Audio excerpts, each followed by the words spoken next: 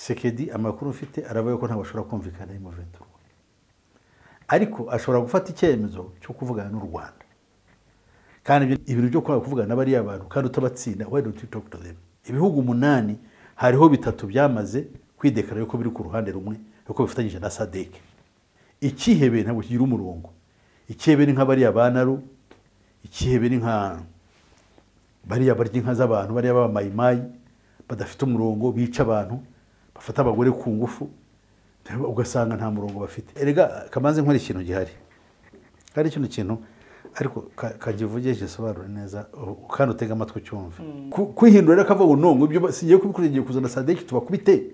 Ibyo bintu ni ikibazo. Twese tuba tubita abagambanyi. Kandi tukabaza impamvu bagambana bikatuyobera. Prolonging the war against Rwanda. Nukuvuga ngo biriya byari genocide yakomeje. Mu ivuriro Eva Life nahivurije umwijima mpivuriza n'iby'amabanga y'abashakanye. Bankoraho riraka n'abahanga pe. Nyuma yo kugira ikibazo cy'imisemburo mike bandangiye ivuriro Eva Life ndarigana baramfasha icyo kibazo kirakemuka.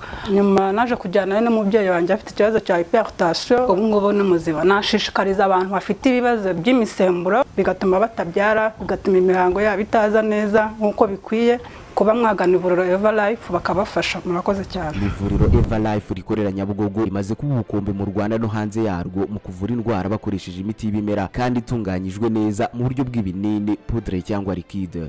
Hari abadogiteri batandukanye bagufasha kandi kiza nuko aho waba uherereye hose ku isi imiti yakugeraho cyane ko bakorana na DHL. Mu ndwara bavura twavugamo nk'iz'imyororokere zose, kurangiza vuba no kubura ubushake, indwara zifata abadamu zose, igwingira ry'igitsina, indwara nk'umwijima, diabete, amara, igifu, asima. Abifuza kuva ku biyobyabwenge nabo barabafasha. Ku bindi bisobanuro wahamagara cyangwa ukandikira muganga. Eva Life, icyizere cy'ubuzima. Twongeye kubasuhuza, turabifuriza kugira ibihe byiza badukurikiye kuri Primo Media Rwanda. Turi kumwe na Pastor Peter Musisi nk'uko mumenyereye ku wa gatatu dukunze kuba turi kumwe. Pastor, uraho neza? Ya, ndaho ndashima Imana y'ukuri kandi ndayihimbaza. Namwe kandi nkaba mboneye umwanya wo gushimana ku bwanyu cyane cyane ku umusanzu mufite muri kampanye tuba dukora muri kino kiganiro cyitwa politike n'ubuhanuzi.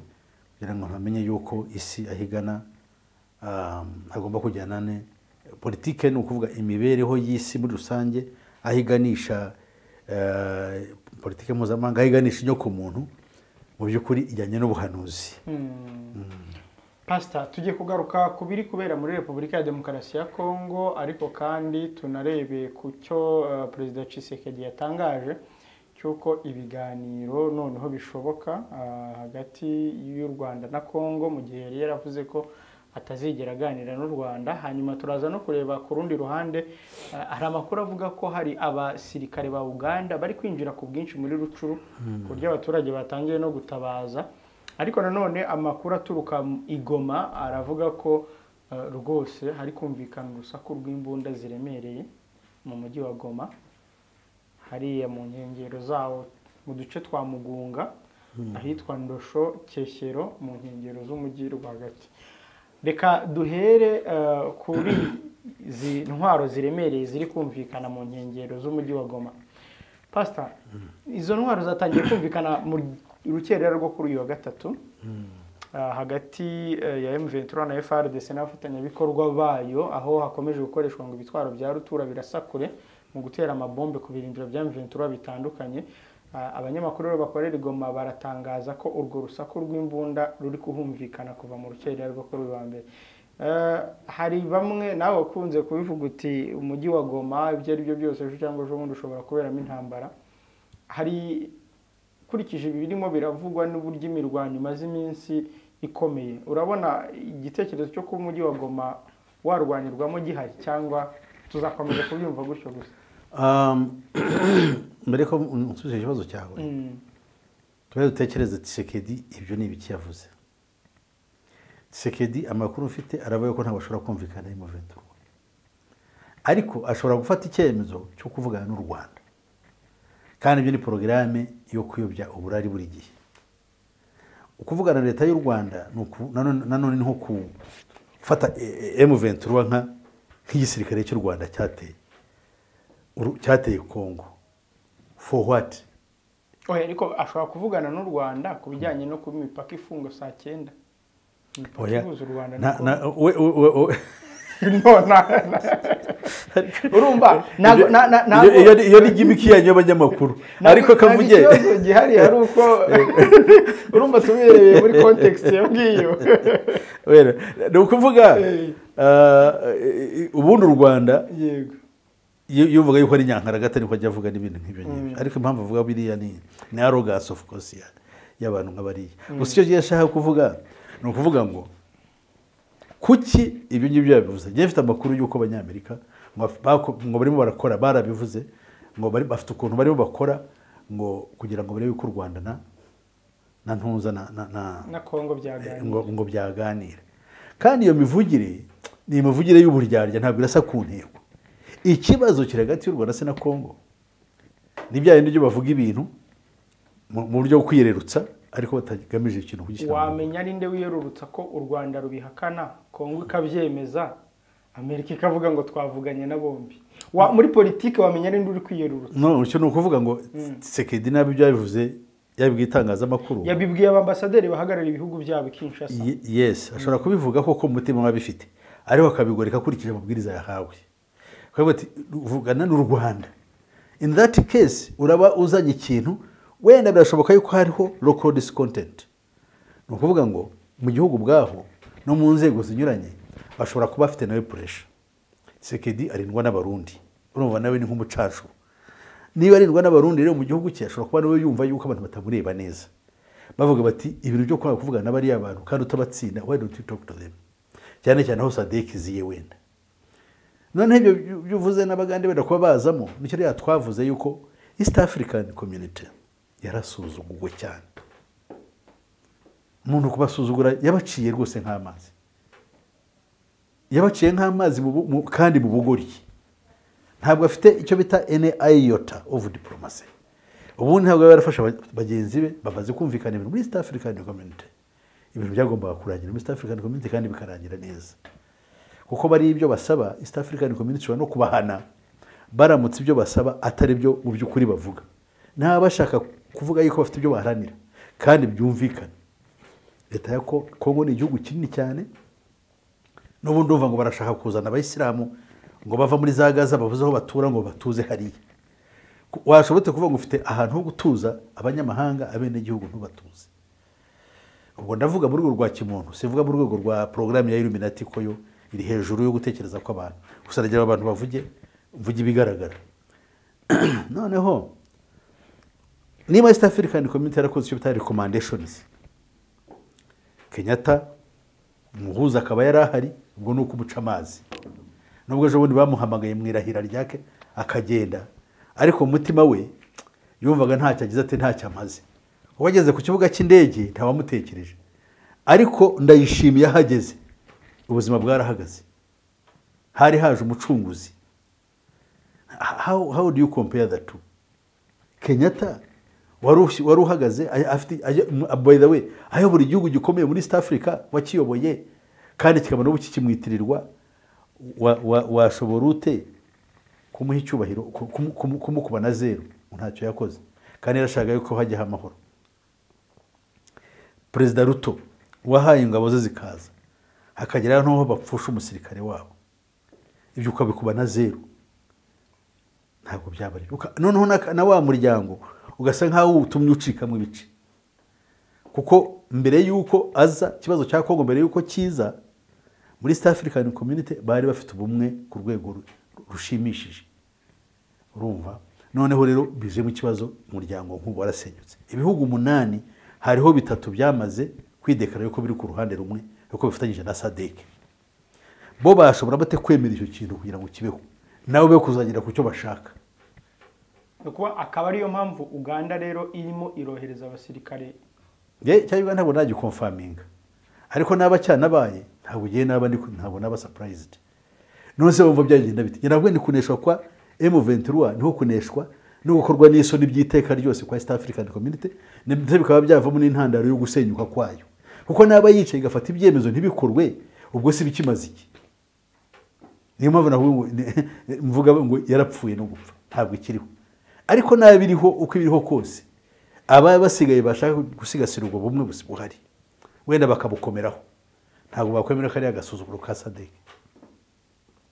Sadek yashobora ite kuza ikava ivuye usibye yuko yewe bitantangaza kuko ahangaha niho tubihuriza n'ubuhanuzi kuko isi nk'umubumbi uyoborwa n'ubutware bumwe kandi ubwo butware bukaba bwo bushyiraho amategeko n'amabwiriza bigomba gukurikizwa muri ya gahunda yo gusenya no gusiribanga isi ariko mu gihe tugifite logike tugomba kucyo tuvuga natwe tureba cyakabaye kijya ku murongo ari nayo mpamvu bose bazatsindwa n'urubanza imbere y'Imana kuko kuri barakureba ariko bakakujugunya. None pastor ibyo bintu byo kuvuga ngo Sadek izamite Kongo ifite uburenganzira bwo gutabaza uwo ari wese mu gihe ibona umutekano wayo ubangamiwe by'umwihariko Sadek ni umunyamuryango Kongo ari umunyamuryango wayo kuba wagira ikibazo ugatabaza umunyamuryango wawe ni ikibazo dore ikibazo aho kiri rero ni umuryango cyane ko Kongo inafitanye ibibazo n'ibi bihugu byo muri East Africa nibibona ibyo muri East Africa ari byo bifitanye ikibazo kandi ari nabyo bishaka kugikemura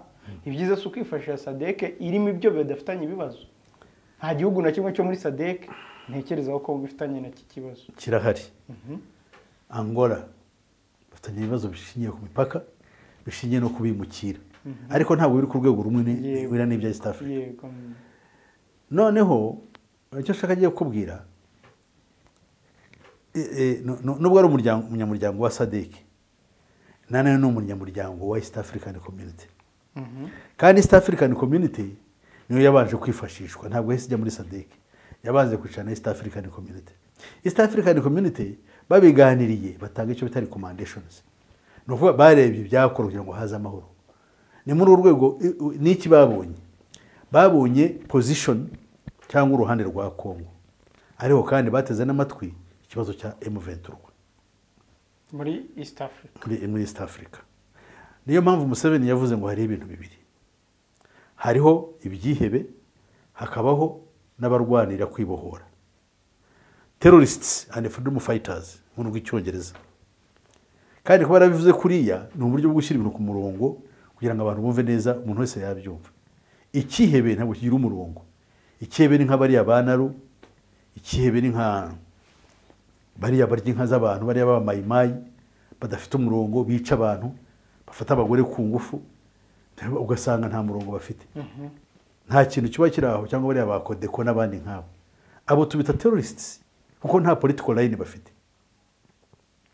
M23 itandukaniye n'abari yagiye nkurikije uko numva buri muntu uko avuga nanjye ndi umuntu ntabwo ndwaye mu mutwe baravuga bati twebwe turahezwa mu gihugu cyacu ni nkuko yekanije buri aha ngaha mu gitondo nkoza bati mu Rwanda ndakwirukanye abashaka yuko ujya hehe ngwiraho wagiye uwo munsi bakagwa ubwene gihugu kicara ugatekana ariko kumva rero abandi batabyitayeho ko bafite ubwenge bureba bugufi bakumva yuko n'abari itsinda ry'abantu runaka birukanywe batakibura nk'abene gihugu ubwo birarangiye.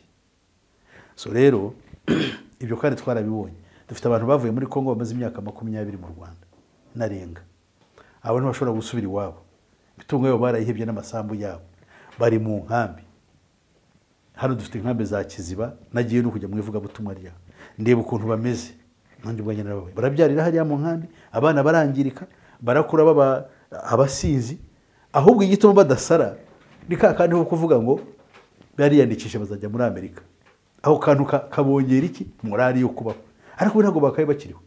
Amerika iyo ngiye bavuga ntabwo ibatwara ngo nabo bagira inzira igenda itwara imiryango tekeza mu myaka 20 irenga abantu ko bakiri hariya bamwe batangiye kuzukururiza hariya bariga mu buryo bupfuye education is law ibintu byose iwabo ntibashobora kujyayo katuvuge nk'abantu bazima. Ese ibyo bintu nibyo? Ese bari abantu bari mu makambi bahuze bari imbere mu gihugu wenda bo data bemewe batari bwirukanwe mu gihugu ariko se bariho neza? Ese ari amabombe nkari yaguye za Mweso akica abantu n'abandi bagenda bapfa ibyo byo ni byiza bwose ugupfa uruhongo naho wavuga uti genda umunyekongo wemewe simeze nk'abari yabirukanwa jewe ndikavukire ndemewe kubera icyo ndicyo ariko you have no peace nta mahoro ufite uricwa urahigwa uragirirwa nabiri mu bujyahabi ibyo byo nta kuki ibyo bintu batabyumve ko nabo bagomba kugira amahoro. So rero ngiye nkatekereza ngo icyo nicyo M23 ngo yavugaga katwemera yewe nayo uko icyitwaza ariko ifite ibindi ishaka. Reka tubaye turebe icyo kintu, niturangiza turebe uburyo izabishyira mu bikorwa. Kandi icyo gihe ntabwo Kongo yakabaye bireba yonyine, ya East African Community yatanze recommendations, n'ubundi yakurikirana uko ibyo bintu bikorwa, twese tukareba icyo kintu kirapfira hehe. So rero yewe nkatekereza ngo twebwe tuve ibuzimu tujye ibuntu, cyane cyane ko twebwe bavuga ikinyarwanda dufite imizimu y'abakoroni badushizemo y'umwiryane. Ntabwo umuntu arebera mu bibera hariya mu buryo bukuri, arebera hariya mu bijyanye n'amarangamutima, kandi amarangamutima y'umuntu ntabwo iteka ryose aba ari mu kuri. Dushobora amarangamutima ashingiye ku binyoma ko ari misinformed cyangwa ashingiye ku byararikiye. Rero nkaba nifuza yuko ibyo bintu babitekereza, nkaba nibwira ko ikintu cyakabaye bitekereza. Uvuze ko Museveni ari yavuze ngo terrorist organization, terrorist organizations and freedom fighters. Yego, none ingabo za Uganda ziri kujya muri Congo gufasha freedom fighters cyangwa terrorist organizations? No, terrorist organizations za Congo ntizibaho, ubu zamaze kwiyunga na leta. So rero yewe ntabwo nemera yuko Uganda iriyo, ariko naba yagiyeyo turaza kumenya icyayijyanye.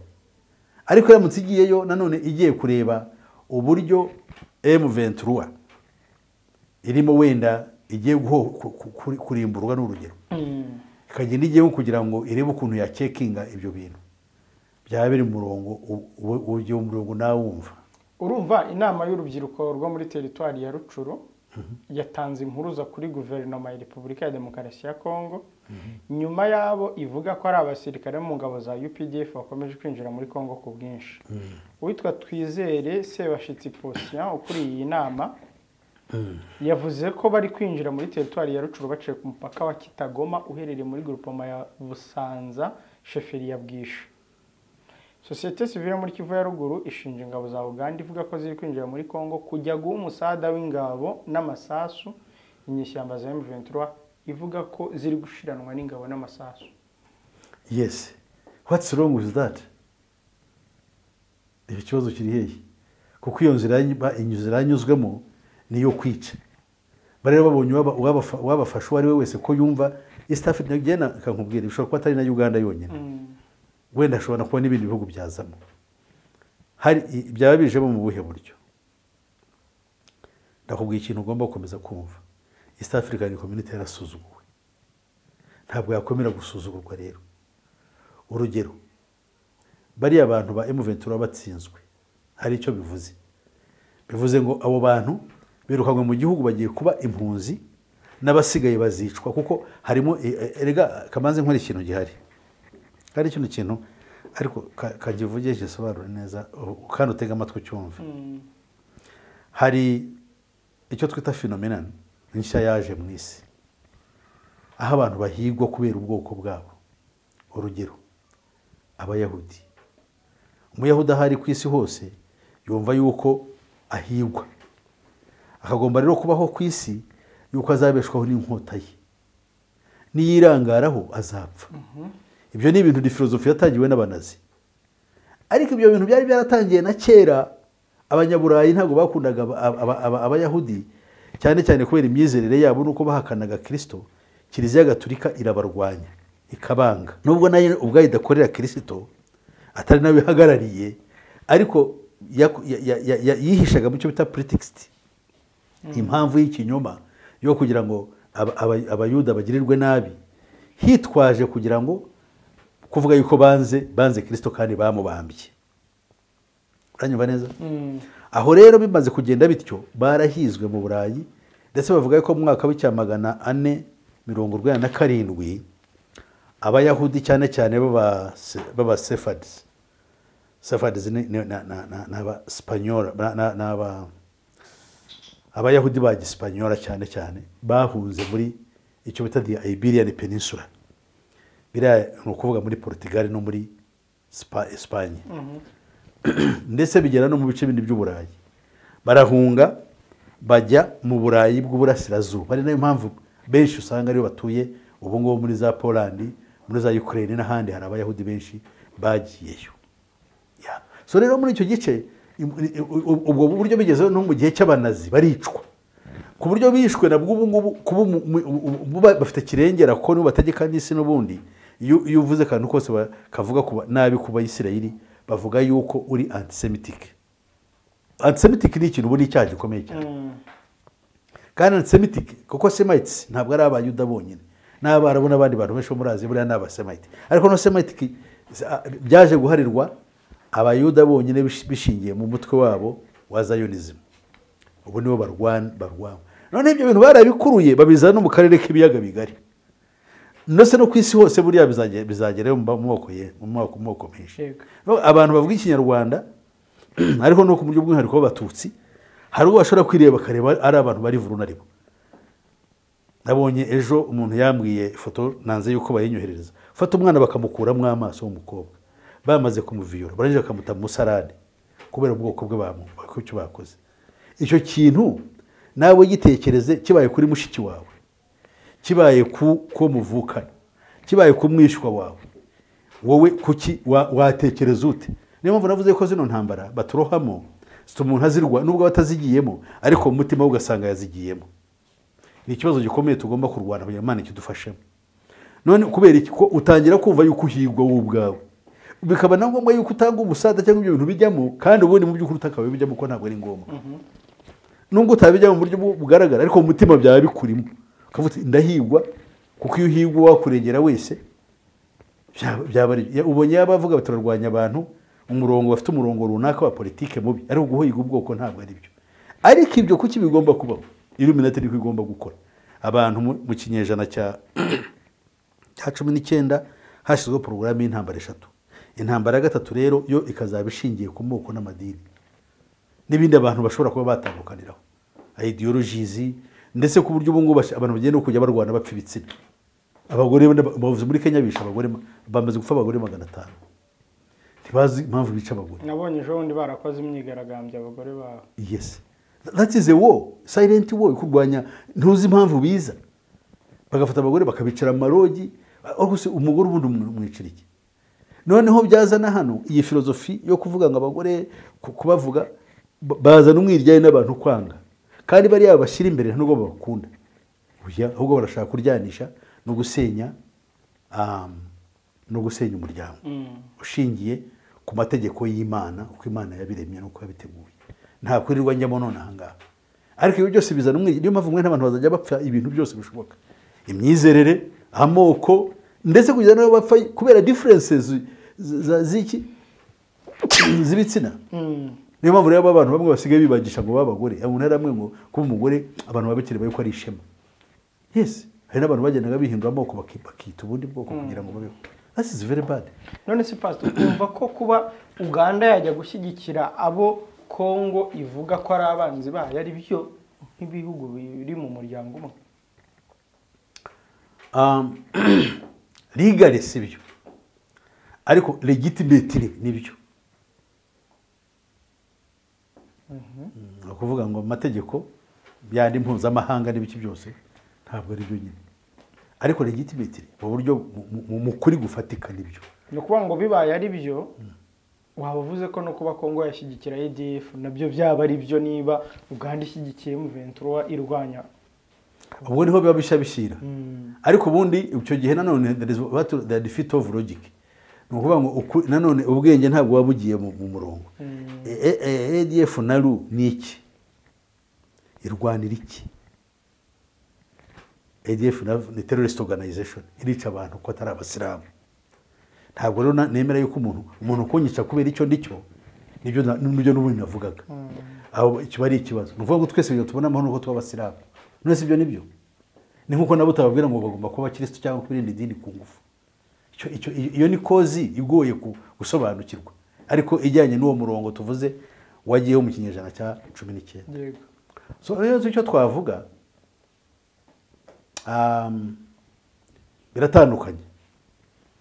Genda kubiko kira kibazo cya M23 ntabwo kiri ku rwego rwa Uganda na Tanzania, rwa Uganda na Kongo cyangwa Rwanda Kongo. Kiri ku rwego bamaze kukica bagisize muri East African Community bagifatira imyanzuro kandi iyo myanzuro yose irasinywa. Tshisekedi yarayisinyiye. Siko bimeze se? Mu kusinya nuvuga yuko abyemeye. Kwihindura akavuga ngo no ibyo singiye kubikurikiye kuzana SADC tubakubite. ibyo bintu ni ikibazo uba usuzuguye nakubwiye ko bijyanye n'agasuzuguro. East African Community ubundi nakubwiye ngo uwitwa Sylvain Matiditi uriya perezida wa South Sudan, chairman wa East African Community. ubwo bandi bamuzi nka Salva Kiir. Salva Kiir Kiyiri Mardaditi niko yitwa. Ni ukuvuga ngo rero Salva Kiir we yakaba yarahamagaye abo bantu, yakabaye ahamagaza inama y'ikitaraganya, hagaragariza Kongo yuko yahemutse mu byo yakoze, kuko ibyo bari bateguye kandi bijyanye n'ukuri bari bemenyeragejeho atabyumvise. Kandi ingabo za East African Community zagiye kugarura amahoro no kubafasha, izo ngabo akaba yarazisuzuguye n'igihe zamaze zikaba zarakoreye ubusa. Ni muri urwo rwego rero haramutse hagize ikindi kiva muri East Africa kitemera ibyavuye hariya nubwo cyaba kitari mu buryo bwa politiki noneho kikaza mu bundi buryo wenda bwa gisirikare, nta wabihakana byaba kandi koko kandi baba babona bifite ishingiro. Ari nayo mpamvu twibwira ko atari byiza the East African Community gusuzugurwa ngo SADC kaza gukemura ikibazo, ahubwo ibiriya mpamvu bariya bashobora kugira ngo izina ryabo rigiye kugwa ba East African Community no gusuzugurwa no kugawa, nuko bafata umwanya bagashyiraho resistance. Noneho aba SADC bakumva yuko kibaye ikibazo gikomeye, bakumva yuko kitari ikibazo cya M23, noneho kibaye ikibazo cy'akarere, bityo bigatuma ba SADC batekereza ko ibyiza koko ari uko kumvikana aribyo byaba igisubizo cy'ibibazo. Icyo navuga ko kuvuga ngo biriya bya Uganda cyangwa n'abandi ko Uganda ntabwo ariyo kamara, hashobora kuba hari n'abandi bantu utamenya bari muri ibyo bintu, ariko cyane cyane ababa ku side ya East Africa bashaka ko East Africa igira kiriya kimwaro. Yari nabikubwiye mbere nawe ni gutsindwa kwa ni ugusubira kwa East African Community. Muri za comments hari abantu batazi bijije bavuze ngo ariko ngo umusisi ngo se ngo East Africa ngo buriya yumva ate kugira ngo baramuroze. None ni ukuvuga ngo these guys are not serious, ntabwo bumva icyo mvuga. Ni ukuvuga ngo naba tugiye inama je nawe, sibyo ibyo batagutaba mu nama uracyumva Kinyarwanda cyoroheje, tukemeranya ku kintu runaka, najya kuva nkumva ngo wafashe ibindi byemezo utanambwiye mu by'ukuri byambabaza nanjye n'utiza kuri rwego rw'igihugu. Ni ikibazo gikomeye cyane. East African Community yohereje abasirikare bayo babaye igihe kirekire muri hariya, ngira ngo bamaze umwaka cyangwa ibiri simbizi. Numvise mu minsi ishize perezida w'u Rwanda avuga ko bamaze niba ari amezi 5. No, ingabo za East Africa. No, I mean M23 iri kumwe na Tshisekedi. No, I'm talking that's another story. Ndavuga East African Community yohereje ingabo zayo kandi zazijyanye n'amasezerano, zikora demarcations, babwira M23 kuva Ketinga, kuva hahandi aho yari iri, yigira hirya kugira ngo iriya badislogging mbese icyo bita entanglement y'abasirikare barwanaga kugira ngo bave mu buririro habeho imishyirano. Je nibire ko na M23 kwimuka ikavaho yari iri, yumvaga ko ikigiye gukorwa atari uko ineshejwe, ahubwo bagiye kujya mu mishyikirano. Nibire ko na Kongo ibyo ngibyo ariko iriyo program yari ifite, none bakavuga ngo no twebwe twari tuzi yuko muje kurwana. What are you talking? Abantu bapfe go bararwana bafasa iki? Hari abantu bashobora kujya gupfa badapfira igihugu cyabo koko. Kira nk'abariya numva barwanira amafaranga ngo barahembwa bakora mu buryo bwa gicacu, baba abantuza wagina baba barundi maybe those ones are getting money. Ariko genda ndavuga ngo ese ibyo bintu byaba ari byo. Ikindi cya kabiri barimo bakora gishobora kuprovoka ibihugu kwinjira, nibira bintu bagiye gukora abanyamurenge, kuko barashaka kubica kubirukana ngo ntabwo bashaka aho rero bagende. None se abantu abanyamurenge n'ubirukana hariya barajya mu cye gihugu, urashaka gukora genocide, none se nde wakwemerera? Kandi rabende igihugu cyawe tushire mu gaciro, tuve mu marangamutima n'ibindi bibatega, katuvuge nk'abantu noneho wenda da niba tugifitemo akantu k'ubumuntu, urabirukana ngo bajye ngo bajye mu Rwanda. Is it fair? Mu Rwanda se bajye he? Urumva neza. Abanyarwanda bafite bene rwo bakwiriye kuruza muri legitimately, bagomba no kuba baharanira icyo kintu mu gihe badafite imiziro. Bagomba kuza aida nabwo nibwo bayifite iyo miziro baza bakajya mu bucamanza bakabakiriyade cyangwa se bikabukura. Niko ibintu bimera. Na ibi bindi bavuga ngi ntabwo mbyumva neza uwo murongo. none se pastor reka tugaruke gato kuri iyi ntambara ya M23 na leta ya Kongo. Kuki iyo urebye iyi ntambara ubona abanyarwanda bayegereje umutima cyane kurenza abandi baturage bo muri East Africa? abanyarwanda Yego.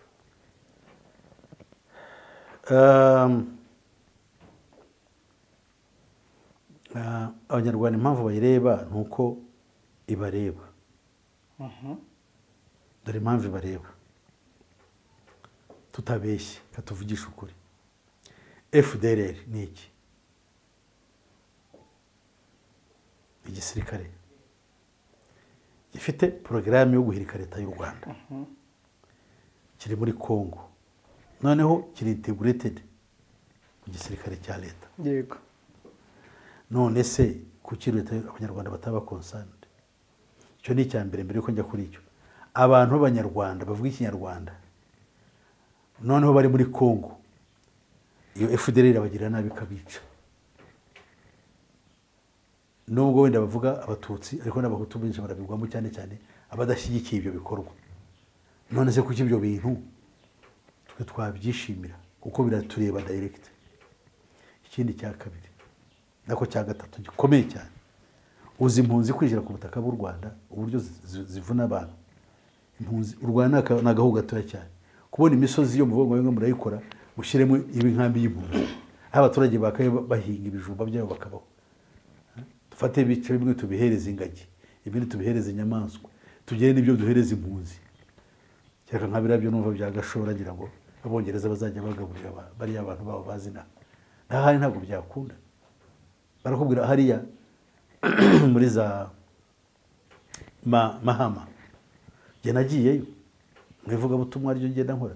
Ikintu gikomeye cyane. Nageze Mahama ndumirwa. Abantu babaha ibyo kurya, noneho bakavuga ngo ufite abakobwa niwe baha ibyo kurya, ufite abahungu nta byo kurya bamuha. No kuvuga ngo umuhungu ntibamubara nk'umuntu, ariko ufite abakobwa benshi mu nzu ye bamuha ibyo kurya. Ibyo bintu ni ikibazo kuki badukora batyo. None se kuba umuhungu ni icyaha? None se kuki batabareka bagasubira mu gihugu cy'iwabo? Ariko ubu ngubu bemeza ko umuntu w'umurundi uvuye ahangaha mu Rwanda, uvuye Tanzania nibura bamwihanganira, uvuye Kongo nuko, ariko uvuye mu Rwanda agomba guca mu kaga gakomeye. Mukanya uravuze muri n'abari documentation sinzi. Mukanya uravuze ngo wavuze ko M23 nitsindwa East Africa ari izabitsinzwe, ngo ubona abantu baragusetse. Utumye mitanjya kureba muri comment. Umuntu umwe yaravuze ngo ariko Pastor Musisi ushobora kudusobanurira iyo East Africa uvuga iyo ari izabitsinzwe? Je nagisobanura. We impamvu bazatyo aravuga ati ari Kongo iri muri East Africa, ari Burundi buri muri East Africa, ari Tanzania iri muri East Africa.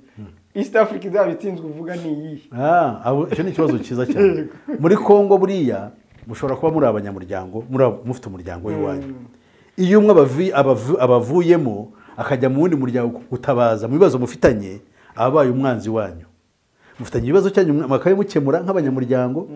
Umuntu abavuyemo agiye ahandi kuko afite ubushuti bwahona, nabone inshuti ze hirya hariya azivanya baza kumurwanya. Iyo baje ku cya kibazo mwumvikanyeho kugira ngo mwari mwabaze kubonera igisubizo kandi mwacyemeranyijeho, wa wundi akabataba mu nama akajya kuzana none izindi inshuti ze, ariko nto zitaje kumva ikibazo ahubwo zije kumurwa none ukoresha intambara kumurwanya. Icyo gihe wa wundi mu yandi magambo mu buryo bufatika aba ateye umugongo, aba yihakanye bwa buvandimwe mufite. Noneho mwebwe umusigara mugomba gusigara muri ku ruhande rwanyu nk'abantu bafite icyo bumvikanyeho nawe, mu cyo kintu mukakirwanaho. Iyo mutsinzwe rero, gutsindwa kwabo nuko M23 ya yindi basiri itsinzwe, noneho yatsindwa ibibazo byakurikiraho bigafata ka karere kose. Ariko iyo statement yo kwanga hatsinzwe M23 yase yabitsinzwe nayo wamugani numva iri confusing. No, it's not wowe kuki siri confusing. Reka nkubwire impamvu ihangane gato maze kugira ngo mbaze, ariko maze sobanura ikibazo ko giteye. East African Community abayobozi bayo bayihagarariye baricaye bafata imyanzuro, kandi iyo myanzuro irasinyirwa. None maze gusinyirwa, umwe muri bo ari we Kongo ageze ku ruhande aravuga ati bikuje simbyumva. Kugira naho hanze gufata umusirikare general, wowe uri umuntu w'umutezi w'ingumi niko numva yabaga ngo harya n'iki bouncer ukamusuzugura igiriro ukamufata ugashaka kumufata mu mashati ngo kuki kandi ibyo bintu atari we nawe abubaha mwebwe aba executive mwicaye mu amabwiriza muhani yo akora buriya yaramuhohoteye ubwo urumva bafite ikibazo cy'imyumvire idasobanutse actually idakurikije n'amategeko yaba mpuzamahanga cyangwa n'amategeko ya kimuntu kuko uriya ni umusirikare aratumwa nkuko n'abafite abasirikare bihereza ku rugamba kandi bakamwumvira ntugiye kumubwira ngo akore ibyo ushaka ubwo se kandi bamaze gusinyira ibyo mugomba kumvikanaho nk'abayobozi so ibyo rero ni impamvu kuvuga kwa East Africa hadateye kabiri ariko Uburundi babonye ko Kongo ibyo ivuga ari byo babwifatanyije nayo Uburundi se bwifatanyije nayo ko ibyo ivuga ari byo cyangwa bwagiye kwihahira. That's the question shuri kuko twebwe Uburundi giye ndabwumva Uburundi kwifatanya nabwo ngiye ngoma no gupima hariho n'igipimo nakoresha imyumvire y'u Burundi ku kibazo cya East African Community iri hasi cyane ntabwo ari ikintu bazi nta nakamaro kabyo bazi cyakora bazi Tanzania ku ruhande rwayo kandi nibwira ko Tanzania bo kuko Tanzania ariko nayo ibijoyininze Kongo ejo bundi yabohereje igisirikare yego byumvikane kumva ya East Africa ngena nshaka ko tuganisha kuri iyo East Africa yabitsinzwe uri kuvuga ni yihe ni itarifatanyije na Kongo mu yandi magambo no ni East Africa yose uko basinye kuri ariya masezerano kuri iriya myanzuro bakayisinyaho ntabwo ndeba ibihugu gendeba iriya spiritual mwuka bakozemo nibyo bafashe nk'abayobozi uwabivamo wese atuma East Africa as an entity itsindwa yego kuko ibyo batekereje ntabwo bishohoje ni ukuvuga ngo twese tuba tubita abagambanyi kandi tukabaza impamvu bagambana bikatuyobera kuko iyo bashaka kuba barabyanze ku mugaragaro kiriya gihe bakaba bati no Kongo ifite ukuri ntabwo ushobora gusinya bino bintu noneho ibyo ahubwo kikaba ari ikigibwaho impaka yego none se kuki babanje kubisinya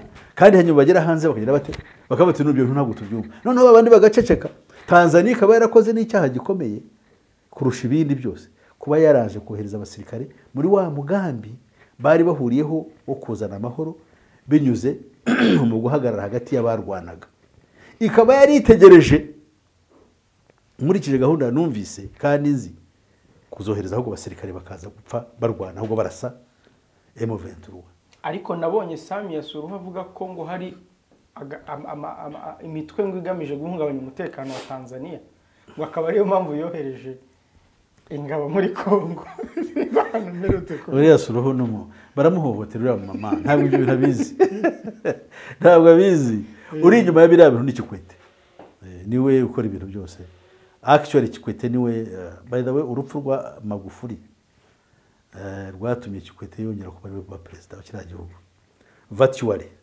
yaragiye ajya gufata we na Tshisekedi na Uriya Ndayishimiye bagize akanama bahuriyeho baricara baraganira badisikasingaga biriya baganiriye Lubumbashi barahahuriye baraganira they were planning that one bavuga yuko ari ibintu ariko nicyo bashakaga gusa inyungu babishakamo nizo ntabona ariko giye inyungu impamvu giye zigana bitindaho nzi yuko ari abagaragu bafite bashebuje bakorera nyuma y'amarido babategeka gukora biriya byo kuzana kaga n'umwiryane byumvikane ko ino ntambara ishobora no kwaguka ikaba ngari kandi gatwara igihe kirekire.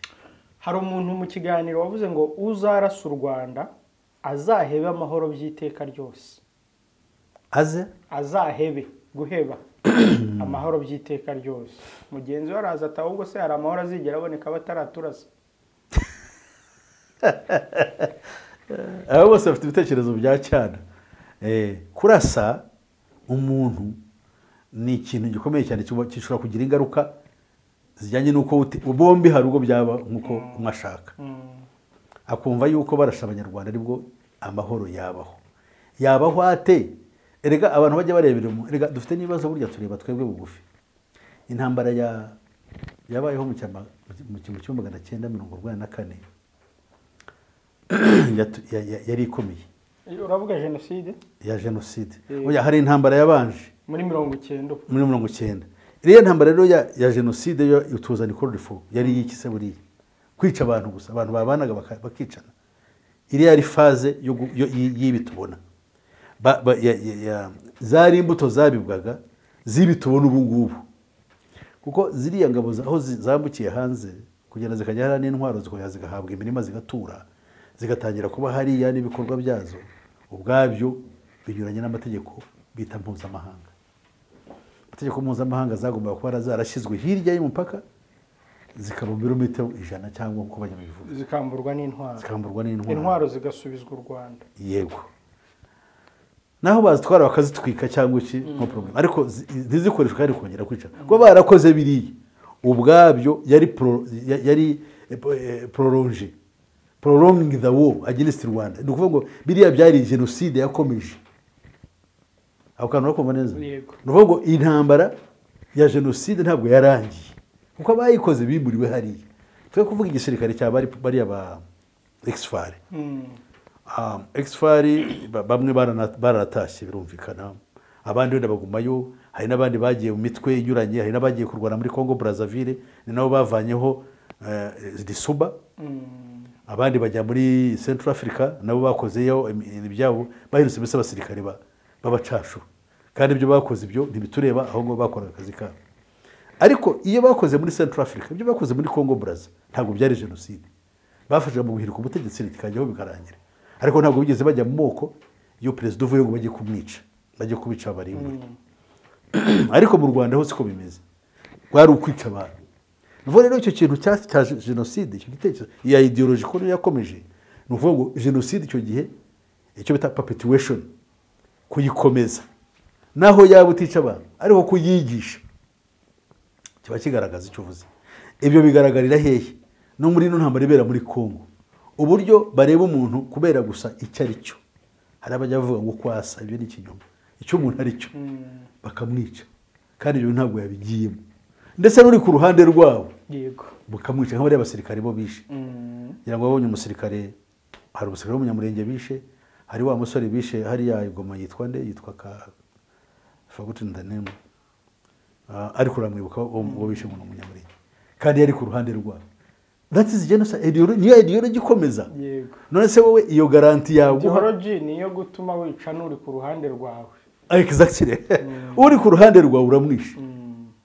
None se ugarukira gusa kwica wumva batari ku ruhande rwawe. Yes, ahubwo n'uri ku ruhande rwawe usa nabo, arukomoka muri babandi ugomba kumwica. Ku buryo habayeho n'ikintu cyashekeje ngo muri Kenya, ingabo za Kenya bazibonyemo, uraba Kenya ifite abakikuyu n'abasomali, batubwire bariya n'abatutsi bari mu Kongo n'u Rwanda rwajemo. Urumva abantu uburyo bameze, they are very cheap. So abantu nk'abo se amahoro bashaka na yahe? Iyo ideology rero kumenya ngo yabaye mbi, numvise ko siza aho bigeze, bavuga ko nta modoka kubera ile imihanda yarapfuye muri Kongo kugera Butembo na anahitwa Beni. Bari bavuze yuko hajya hanyura imodoka zikanyura mu Rwanda zikajya Beni, zikavana ufise ntabwo ari mu Rwanda honyine, banyuraga no muri Uganda kuzagera Beni. Ariko bakaba kubera yuko ari guca mu Rwanda ntabwo izo modoka tuzazurira. None se ko biri mu nyungu zanyu n'ubundi, what's wrong with that?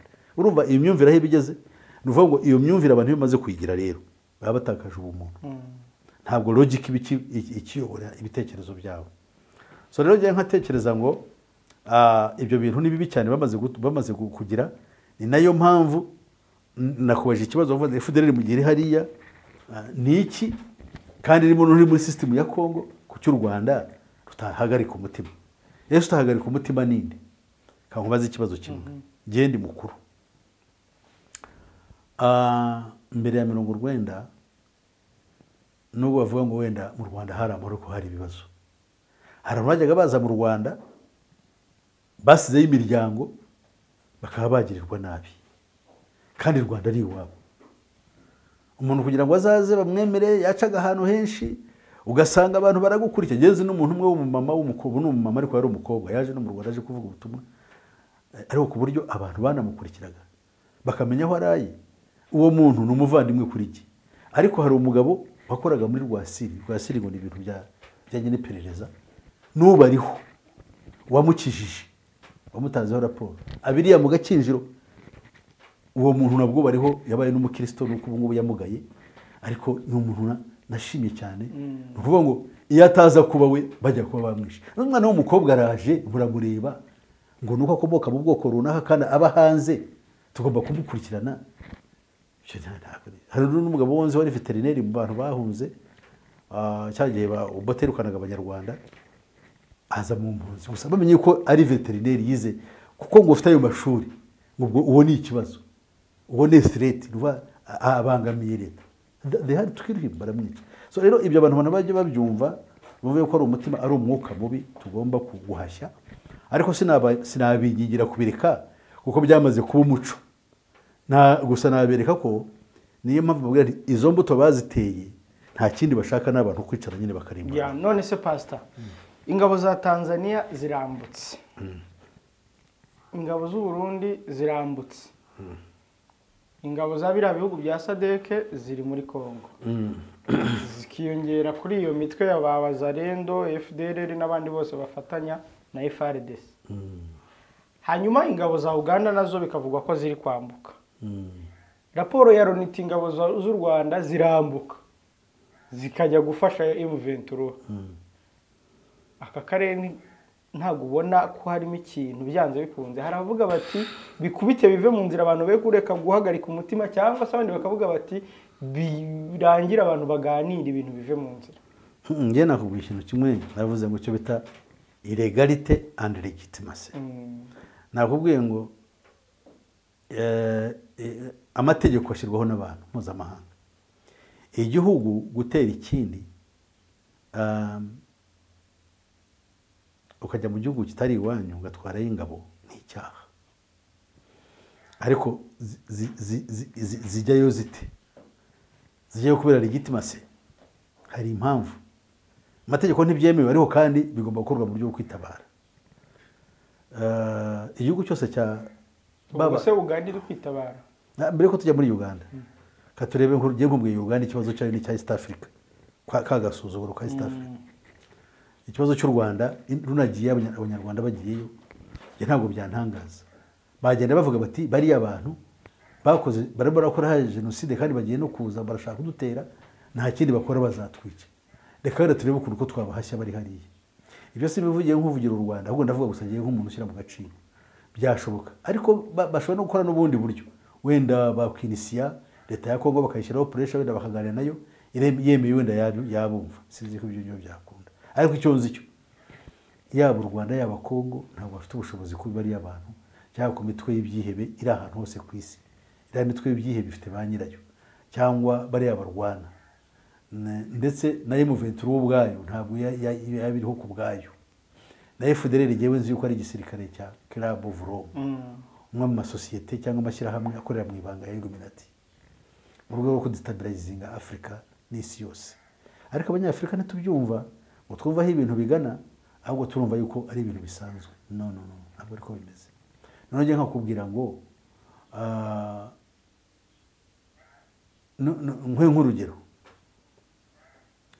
kuki Amerika ishaka gutera Iran? Irayitera kuko Iran bavuga ngo irafasha abahusi. Kandi abahusi babangamiye iki? Babangamiye ubucuruzi mpuzamahanga bw'abanyamerika. None si ubwo kuki Amerika itarinda imipaka yayo? Kuki igomba kujya gutera abantu bari hakurya y'amazi magari ikaza kubatera kandi kuva yuko igomba kubikora ntawe uyibangamiye? Kuki se Gaddafi OTAN yamuteye ikamubuza gukoresha ikirere kuko yari afite uburyo bwo kuba yakirwanya indege z'intambara zari zihari bakamubona ntabwo zigomba kuguruka muri ziguruka bazazirasa kugeza naho bamubonye ahunga bagakora ikintu cy'ubugome bakamutera na convoy ye yose bakayisenya bakamwica kandi bakamwica bamuhora iki kugira ngo bamutware cyo cyegeranyo nabwo we barakivuze kugira ngo bamwambure kandi ibyo bamwamburaga ntibyari ibye bitike byari umutungo w'igihugu cyari ibye. So rero kuki babikoze se? Kuki bamategeko bayakora ariko kandi ku rundi rwego bakayica? Nukuvuga ko amategeko n'ubundi ni ikinyoma. Ni ukuvuga ni ugusiribanga ibyo bitagusiribanga. Hari igihe higize haba coup d'etat niyo ari president wa France yitwa Macron aravuga ngo irigo coup d'etat it was illegal where mu gihugu muri West Africa nkaho hari izindi ziri rigo aho numva ni ikibazo ngo irigo irigo ariko hari izindi gende iyo ari inyuma tuvuge nk'ire yabaye muri Gabo iyo ngiyo ayiri inyuma therefore ntabwo iri irigo. That is the problem we have with the humanity. Nuko abantu muri kino gihe bamaze gutakaza direction uburyo bw'imyumvire n'imigendere. Kandi mu gihe tukimeze dutyo ko ibyo bintu bya uburyo bwo gutsinda ibyo bintu nukuye noneho. Rero nubwo utakimbashe kagikubwira. Uburyo bwo gutsinda ikintu nk'iki cyaduhagurukiye ni ukongera tugakora reassessment. Gusubira inyuma tukareba ibintu biraturukaho birapfira he. Tukareba uko tubikemura twebwe ubwacu nk'abantu bari muri kano karere. Nibura tugize imyumvire imwe ya kino kintu twatsinda ibi byose bitugoye. Noneho habaho n'ibindi dupfa bindi biri ku rwego rusanzwe tukareba uko tubikemura. Ni ikibazo cyo kwica umuntu umuhora icyo ari cyo, ni ikibazo nta muntu wacyumva kuko ni nkuko nawe nabwiye kubera uko usa nka kwica. Emiri kubera uriwe kuko nta abantu bashobora gusara n'abantu basa atari bo kandi mu biko hari abakiki basa n'abanyarwanda barebye bati bari abantu n'ingabo z'u Rwanda zaje zihishe muri aba ngaba ariko icuri cyo. So rero jewe nkaba nibwira yuko dukwiriye gukanguka tukava ibuzimu tukajya ibuntu tukamenya tukashaka ukuntu twabaho tukareka bari abantu badupangira kugira ngo tubeho nk'inyamaswa zo muri pariki ziryana. Ibyo bintu bikibagirana bikavaho abantu bakaba abantu. Ubwo ni igitekerezo nge mvuga ariko nzi ko wenda gushoboka naho byagorana. Ariko none utumva iyo nama none kugira ngo azabone amahoro arambye ntibyakunda. Pastor, ngaho rero tubwire kuri iyi mirwano yageze mu mujyi wa Goma, hafi y'umujyi wa Goma. Bogiye ko ntekereza bishobora kuba hariho pressure yavuye ku ruhande rwa M23 bakaba naho bafite nabo batangiye gusheringa kandi bashobora kuba basheringa hafi kuko hari ingabo za SADC zirano ngo bako numvise nuko bana abanyamakuru bavuga ibi banabeshya niki ariko nuko baravuga ngo ziri Mugunga kandi Mugunga no hari bateye intwaro ziharasinga ibirindiro byaki bya M23. Ubwo rero bashobora kuba baje bakavuga twegera aha ngaha Mugunga abariho turasaba abandi aho bari kugira ngo tubateshe umutwe nabo bakaba babikoze simbizi ariko turaza kubyumva kuko niba ubundi uko nabyumvaga nayo kugira ngo nkuko bizi ntabwo barasaga Goma ahubwo barasaga ibirindiro bya M23 aho biri. Yego niho berekezaga iki umuriro. Noneho niba noneho birasa muri Goma ginakeka yuko noneho atari bo birasa ahubwo wenda aba M23 ari bo barasa niko naba bitekereza ariko ubwo namakuru araza kutumenyesha ibyo kuri bijyanye n'ibiriho. Urumva ngo rutsakuru rukumvikana muri utwo duce twa Mugunga, Ndosho na Keshero mu nkengero z'umujyi wa Goma rwagati. Urumva ni ubwo no kuvugana ni ikindi kibazo ku buryo bishobora no kuba eventually wenda na Goma yanarwanirwamo nabyo byashoboka which is very unfortunate. Ibyo nibyo baba barashatse kugira ngo abantu basa kuko ninde usafaringa Goma ifite abantu miliyoni 2 kuyirwaniramo ni ibintu byiza abantu bagapfa bandi bakabura epfo abandi bakararwa ntambi. Miliyoni 2 ni bake cyane ku buryo nta ku buryo kubica ntacyo bitwaye. Oya ku buryo nta gihe ahubwo bamara nta gihe bamara batarabica. Nese ni byiza ariko ditasi assume ari wowe bibayeho banezerwa no kugiye gupfa cyangwa waraye nabi ibintu birabibi cyane. Ikintu kibi cyane. Oya nubwo abantu bava muri Goma bakaza mu Rwanda n'urugero ubwayo rero twagira ikibazo abantu bavaga hariya bakajya guhahira i Goma none hari amusare abantu bahungiye mu Rwanda benshi bagera ku 100. Cyo si ikibazo se muri kugihugu. Pastor, reka dusoreza aha wowe igisubizo utanga ni kimwe cyo kureba umwami Imana. Jewe nico mavuga kuko isi ntabwo tuyivane mu gisubizo kuko babandi bakubwira amategeko nibo bayica. Niyo mpamvu giye mbereka yuko Kristo Yesu wenyine niwe mukiza n'ubuhanuzi bwe yuko byose bizabaho.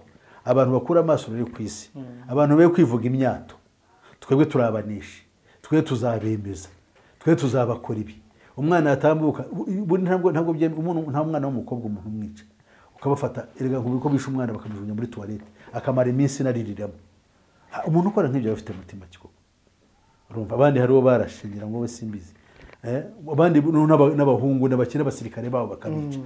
Icyo kintu gituma psychologically kizana ibintu by'impagarara mu mutima w'umuntu cyane cyane ya kuri rwa ruhande ruhigwa nukuvuga abamerewe nabi njye nabaye mu gihugu tuvuge nabaye nko muri Uganda n'urugero twagize intambara zigera kuri na za kudeta zikomeye zabayeho mu gihugu ariko nta muntu barebaga ngo baramuhora ubwoko bwe abasirikare baraje bafashe igihugu bacaho bakakubaza ibyangombwa byose ugacaho atari wowe witwa nde wowe urahigwa ngo ujya hariya no ntabwo ibyo babagaho kereka bashaka amafaranga cyangwa kugira nabi gusa ariko ibyo ngibyo birarenga cyane iyo umuntu avuga ngo baraguhiga kuko icyo gihe nta nubwo ari n'umusirikare ushobora kuguhiga n'umuturage yaguhiga akakwica kuko bakurebamo yuko ubaye umwanzi so rero ibyo ni ibintu bibi biganisha ku situation iteye ubwoba. Murakoze. Pastor reka dusoreze aha. Murakoze Imana igumugisha ariko nko bisanzwe tujye tumenya kwiragiza Imana. Imana yashobora byose kandi ikomeye turagushimye. Tugushimiye ku kiganiro cyo tuganiriye kandi tukaba twereka abari mu isi yuko igisubizo ari uguhigukira Imana. Icya kabiri ari ukuva ubuzima abantu bakagira ubuntu. Ibibazo bafite bakabanza kubitekereza mbere nk'abantu bakareba n'ukuri kuko kuri gomba gutsinda ikinyoma. Rero mwami wanjye ko twifuza yuko abantu batarimbuka ahubwo twifuza yuko bakizwa ntabwo wapfuye ashobora gukizwa ahubwo hakizwa uri muzima. Niyo mpamvu dusaba kugira ngo imigambi y'incakura iburizwemo mu izina rya Yesu Kristo kugira ngo agahenge kabeho noneho ubutumwa bwiza bubwirizwe abantu bacyumva kandi bagihumeka. Satani yifuza yuko abantu bapfa batamenya ukuri kuko ni wo murongo w'imyumvire ariko twebwe ko tubibona dushaka yuko abantu babaho kugira ngo nitugira amahirwe bakizwe. Shimwa ku imbabazi zawe ko bemeye kubikora kandi udushyikiremo icyifuzo cyacu turakikumurikiye kugira ngo bigeze kuko imbabazi zawe nyinshi ziri tubyamarije mu izina ryawe Yesu Kristo umwami wacu amen. iyo habaye ibiganiro kibanza nta namwe wacu tuvuga ntabwo murabibona murabizi mugaceceka. uruhare rw'itangazamakuru mu iterambere ry'igihugu ntabwo akenshi iteko rivuga ngo Kapiteni Ibrahim Traoré ukuriye agatsiko ka gisirikare